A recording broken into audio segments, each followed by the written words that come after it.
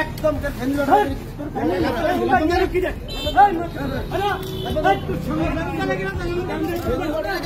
চাঁদপুরের ফরিদগঞ্জ থানার সামনে তৎকালীন ফেনীর সোনাগাজী থানার নুসরাত হত্যা মামলার তদন্ত কর্মকর্তা শাহ আলম ও সাবেক পিবিআই প্রধানকে গ্রেপ্তারের দাবিতে মানববন্ধন অনুষ্ঠিত হয়েছে।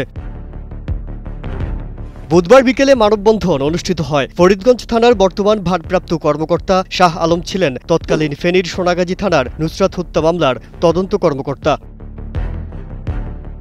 এদিকে মানববন্ধন চলাকালে বিএনপির কর্মী পরিচয়ে এসে কয়েকজন সন্ত্রাসী মানববন্ধনের ব্যানার কেড়ে নেয়। এ সময় গণমাধ্যমের একটি ক্যামেরা ছিনিয়ে নিয়ে যায় দুর্বৃত্তরা। আসলে বনজ কুমারের বিরুদ্ধে একটা মানববন্ধন চলছিল বিকেলবেলা। এখানে অনেকগুলো মহিলারা এখানে মানববন্ধন করছিল। মানববন্ধন শুরুতেই আমি ফুটেজ নেওয়া শুরু করছিলাম আর কি। কিছু দুষ্কৃতিকারীরা এসে ওখানকার ব্যানার ট্যানার ছেঁড়া শুরু করে দেয় এবং তাদেরকে অকথ্য ভাষায় গালিগালাজ এবং মারধর শুরু করে এবং ওই ভিডিওটা আমি রেকর্ড করি আর কি। তারপরে ঘুরে দেখা যায় আমার কাছে তো বড় ক্যামেরা রয়েছে এবং আমাকে দেখে আমার উপরে মনে করেন তারা চড়াও হয়ে ওঠে এবং ধাওয়া দেয়, আমাকে মারধর করে। আমি কোনো মতে ক্যামেরা নিয়ে দৌড়ে পালাই আর কি। তো আমি কিছু আঘাতও পেয়েছি দৌড়াই এবং একটু দূরে যাই একটু ফার্মেসিতে আমি দাঁড়াইছি এবং ওখানে ভাইয়ের সাথে কথা বলছিলাম, ভাই একটু বাইরে আসেন, আমার ওই ক্ষত জায়গায় আঘাতের জায়গায় একটু এগিয়ে নেবো আর কি। তারপরে দুইজন লোক মোটরসাইকেল যোগে আমার পিছিয়ে আসছে, আসার পরে আমাকে ওখান থেকে আবার মারে। বসুন্ধরা টিস্যু, অশুদ্ধতার বিরুদ্ধে এক বিন্দুও ছাড় নয়।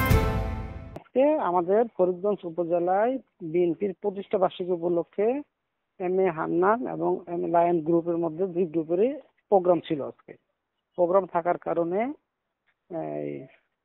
ঘটনাটা যে সময়ের ওই সময়ের ঘটনার প্রেক্ষিতে ফরিদগঞ্জের দুই পাশের রাস্তা আছে, এক পাশের রাস্তা বন্ধ আর এক পাশের রাস্তা ওপেন করা। তো যানজট নিরসনের জন্য দলীয়ভাবে লোকজন মোড়ে মোড়ে দাঁড়ানো ছিল, আগে থেকে কথা বলা ছিল যে বাড়ি এবং যানজট যাবে না, তারা সমাবেশ করে র্যালি করবে। তো ওই সময় তারা যখন এসে এখানে মানববন্ধনের জন্য দাঁড়িয়েছে, ওইখান দিয়ে র্যালিটা আসার কথা, 20 মিনিট পরে র্যালি বা 30 মিনিট পরে একটা র্যালি আসার কথা, তাদেরকে এখানে দাঁড়াতে দিচ্ছিল না স্থানীয় লোকজন। এক পর্যায়ে মানে তাদের সাথে তর্কাতর্কি হয়, তারা তাদেরকে এক পর্যায়ে এখান থেকে সরিয়ে দেয়।